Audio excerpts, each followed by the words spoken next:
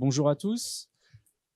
Yohan et moi-même, Johan, nous sommes ravis de vous voir aussi nombreux. Oui, si on avait voulu le faire exprès, on n'aurait pas réussi.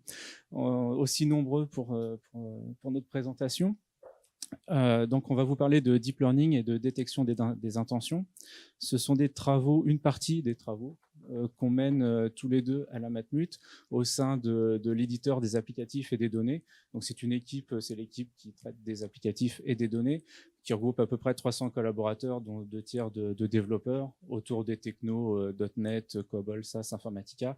Et pour ce qui nous intéresse, le Python, le Hadoop, le Spark et tout le H2O, enfin toutes les technologies modernes autour de la data science.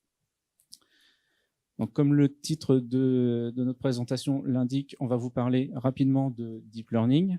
On va vous expliquer quels sont le cas d'usage qu'on vous présente ici, et donc la détection d'intention. Et pour ne pas faire trop de longs discours, on va surtout vous faire une démonstration. Donc, je laisse la parole à Yohan pour vous parler du deep learning. Bonjour à tous.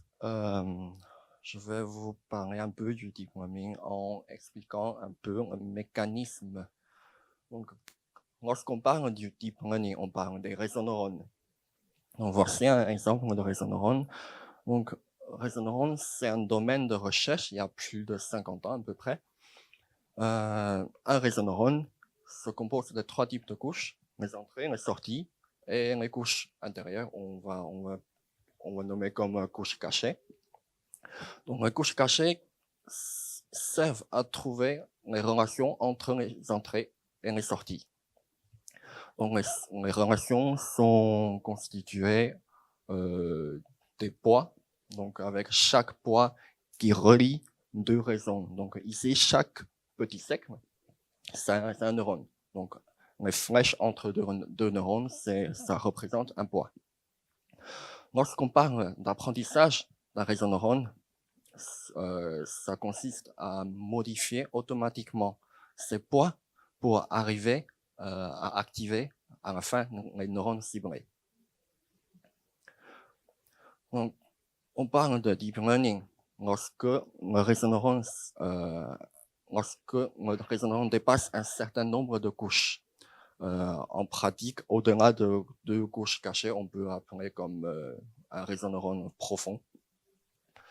En pratique, il existe beaucoup de réseaux neurones qui ont plus de centaines de couches. Donc, je vais pas vous parler beaucoup de mathématiques, des formules. Donc, je vais vous parler un peu de l'application. Ça, c'est une application la plus connue pour un deep learning. Donc, c'est AlphaGo, qui est créé par Google DeepMind. C'est une première intelligence artificielle qui bat ce jeu de Go, qui bat un professionnel de 9e dan. Donc, Google a utilisé leur puissance de calcul pour entraîner un système de 2 réseaux de 13 couches. Plus généralement, réseau neuron deep est actuellement très performant sur les applications comme compréhension de texte, compréhension des données textuelles et sonores, et reconnaissance des objets, des visages, et par exemple détection des maladies à partir des images IRM, des images prises par les microscopes. Donc, pour atteindre cette performance, il faut tout d'abord les données massives et puis un réseau neuron assez complexe qui est capable de trouver les relations entre entrée et sortie. Mais pour apprendre un réseau neuron complexe, c'est très coûteux sur le temps et aussi sur les ressources. Donc, à cause des grands nombres de couches, un grand nombre de poids et grand nombre de neurones à calculer. Donc, heureusement, certains calculs peuvent être parallélisés. C'est pour ça qu'on utilise beaucoup de GPU pour l'apprentissage d'un réseau neuron. Pour certains qui ne connaissent pas trop GPU, c'est un processeur graphique avec une structure hautement parallèle qui est intéressant comme un processeur de calcul, notamment pour traitement d'image et pour deep learning. Donc, nous avons fait un test de comparaison sur l'apprentissage des différents réseaux neurones. Donc, ça, c'est la durée d'entraînement sur GPU ou sur CPU. Donc, en général, dans notre test, un GPU nous a permis d'accélérer un peu, environ 15 fois sur l'entraînement. Donc, je vais laisser la parole à Johan. Alors, à quoi nous sert le deep learning? Un cas d'usage qu'on vous présente aujourd'hui, c'est la détection d'intention. Alors, à la Matmut, on reçoit encore aujourd'hui beaucoup de courriers pour transmettre des documents, par exemple, ou bien via la messagerie interne à l'application dans l'espace sociétaire pour communiquer avec un conseiller. Quand ce courrier ou quand ce message est posté, derrière, il y a un conseiller qui va lire le message et l'aiguiller vers le bon service de traitement. Donc l'enjeu, c'est de comprendre la demande du sociétaire et puis de savoir déterminer quel est le bon service qui pourra traiter la demande. Et plus vite on traite et on aiguille, évidemment, plus vite on traite la demande et donc on peut satisfaire la demande de notre sociétaire.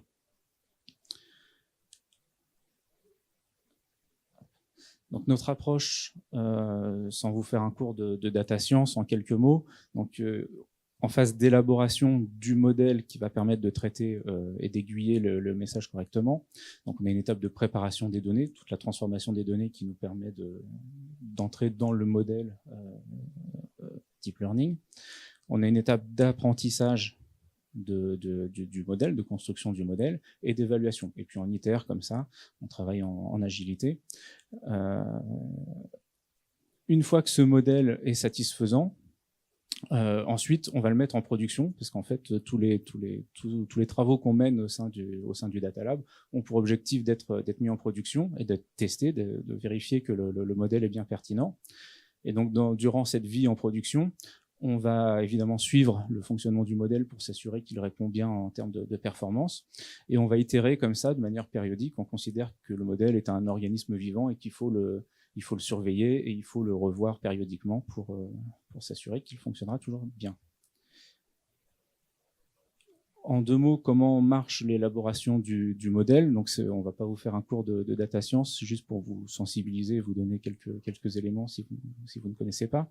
Donc, la phase d'apprentissage, en fait, on va utiliser un certain nombre de données, tout l'historique de données dont on dispose. Donc ici, ce sont tous les messages qu'on a reçus et dans quel service le message a été traité. Et on va prendre une partie de cette base de données pour construire le modèle, pour réaliser l'apprentissage. Une fois qu'on a ce modèle, on va utiliser une autre partie de cette base de données de connaissances pour l'injecter dans le modèle et pouvoir comparer le résultat prédit par le modèle et le résultat réel qu'on a vécu dans le passé. Et c'est cette comparaison qui va nous permettre de donner le degré de précision du modèle et sa pertinence. Donc les étapes d'apprentissage et d'évaluation sont relativement compliquées, ça prend du temps, il y a beaucoup d'analyses. Là, je simplifie énormément. Voilà. Plutôt que les longs discours, ce qu'on vous propose, c'est de faire une démonstration. Je te laisse. Donc, on va vous donner une démonstration de notre modèle qui sert à détecter les intentions d'un message entrant. Donc, alors, on vous a proposé la plus belle interface en termes d'UX. Je pense que l'année prochaine, on reviendra pour faire une conférence là-dessus. Donc, ici, on tape un message, un courrier ou un mail, par exemple, et en bas, quand on clique « Predict », ici, il va sortir un label Predict. Par exemple, pour le premier cas, la société, il nous envoie des photos des sinistres. Donc, quand on lance la prédiction, il trouve bien sinistre en cours, communication d'informations.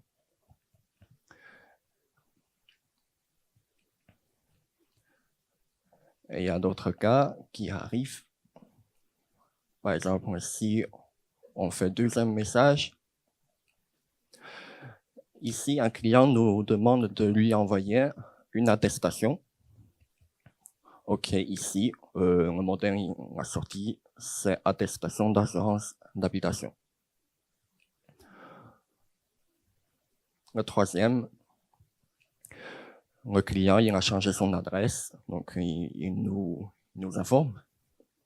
Et ici, on a bien le changement d'adresse en sortie.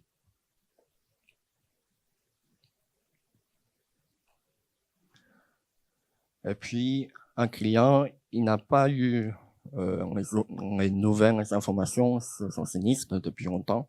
Donc, il nous fait un courrier ou un mail. Et la sortie de modèle se demande renseignement de suivi de dossier. Et puis, un prospect, il veut souscrire à un contrat d'assurance. Donc, le modèle a bien sorti la souscription de contrat.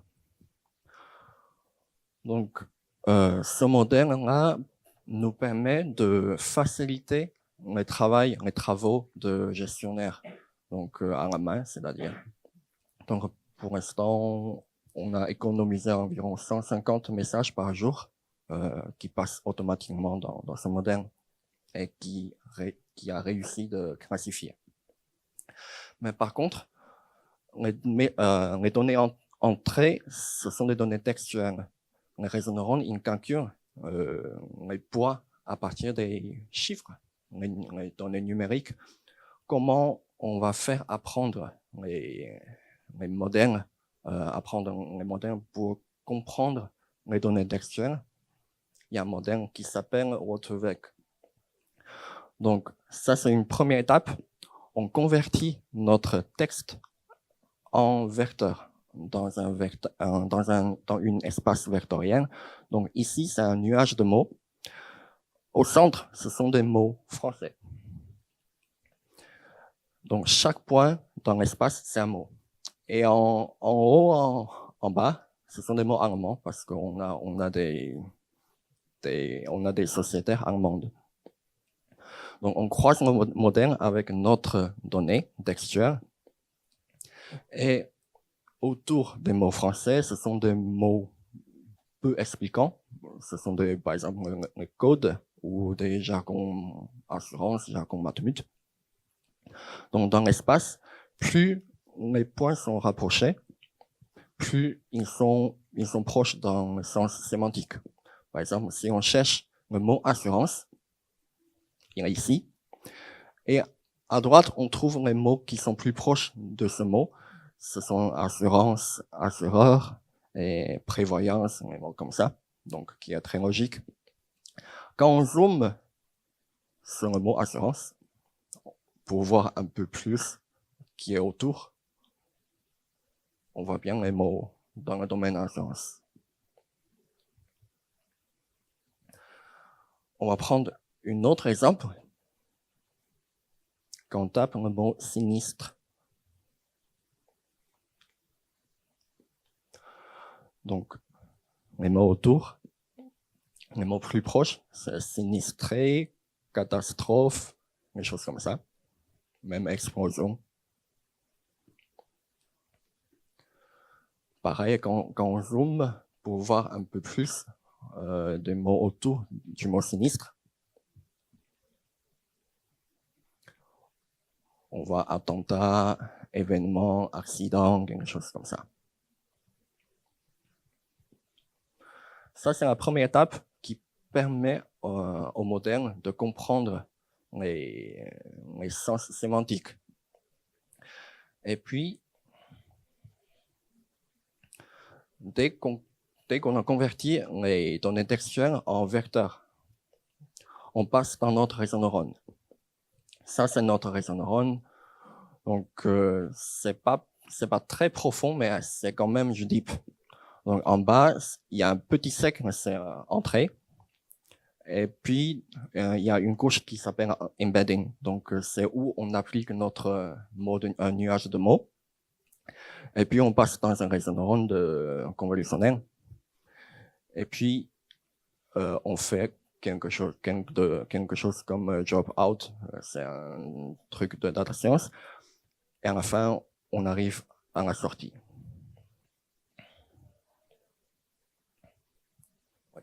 Voilà, et donc notre modèle passe en production la semaine prochaine. Mais bon, on a pu tester qu'il fonctionnait déjà très bien sur un pilote. Et donc, il ne reste plus qu'à vous remercier pour votre attention. Passez sur notre stand, on a tout un tas de choses à se dire. Et si vous cherchez du boulot dans la data science, on recherche des profils de juniors à confirmer. Merci.